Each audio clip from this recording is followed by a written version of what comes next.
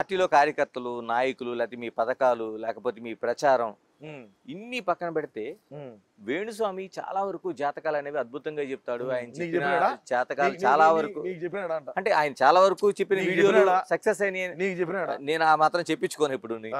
మీ పార్టీకి చెప్పాడు, మా పార్టీకి చెప్పాడు, మీ పార్టీ ఘన విజయం అన్నాడు.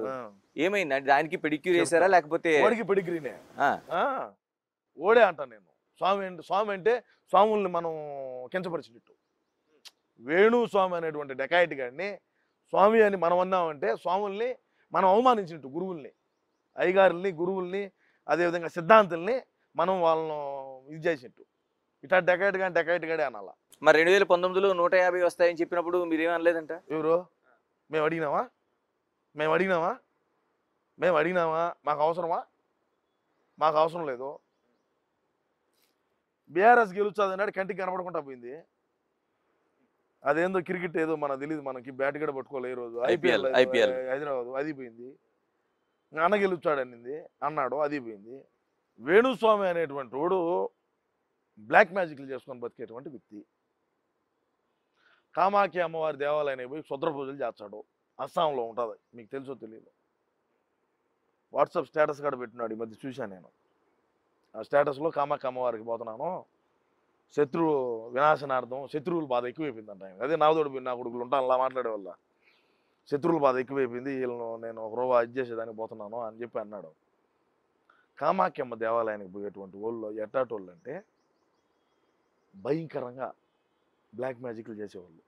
వీళ్ళకు ఉండేటువంటి నెగిటివ్ని అంతా ఆడబెట్టి పాజిటివ్ మైండ్తో వచ్చి వీడికి వచ్చి నీకు ఎక్కిస్తారు. నిన్ను చూసా కూడా నీకేదో నిన్ను ఒక మాట 2 మాటలు చెప్తారు, సార్ నీకు అయ్యా నీకు ఇటు గినేను ఇది గినేను అంటారు. అప్పుడు నీకు లోపల ఏమి ఇచ్చి స్టార్ట్ అవుతుంది. ఆ విధంగా పూజలు చేసి అసలు పూజ చేసేవాడు ఎవడైనా సరే, నువ్వు మందు తాగుతావా, విస్కీ తాగుతావా, కళ్ళు తాగుతావా, బ్రాందీయా, సింగల్ మాల్టా, శివాసా ఇటు అడుగుతాడియా. పచ్చి మాంసం పెడతారా, పచ్చి మాంసం, చేపలు, చికెన్, మటన్, ప్రాన్స్ అంటాడు. సరే అదే అటైనా అమ్మవారికి అంటే ఈడే తింటాడు మళ్ళా, అందుకే అంత ఉండేది.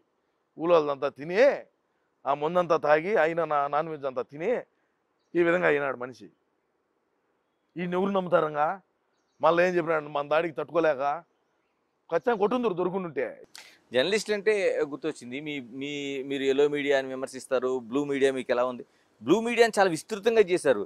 అరే న్యూట్రల్గా పనిచేసే ఛానల్ని కూడా మీరు మీ వైపు తిప్పుకున్నారు.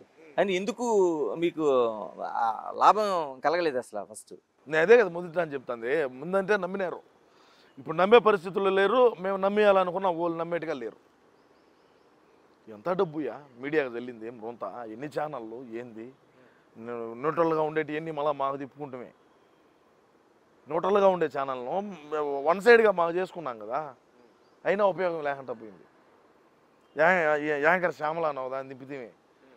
అయ్యా పిఠాపురము, మంగళగిరి, కుప్పంలో పెట్టిన శ్రద్ధ పక్క నియోజకవర్గాల మీద కన్నా పెట్టిగా ఉండుంటే ఇంకొక 4-5 స్థానాలు మాకు పెరిగేటి.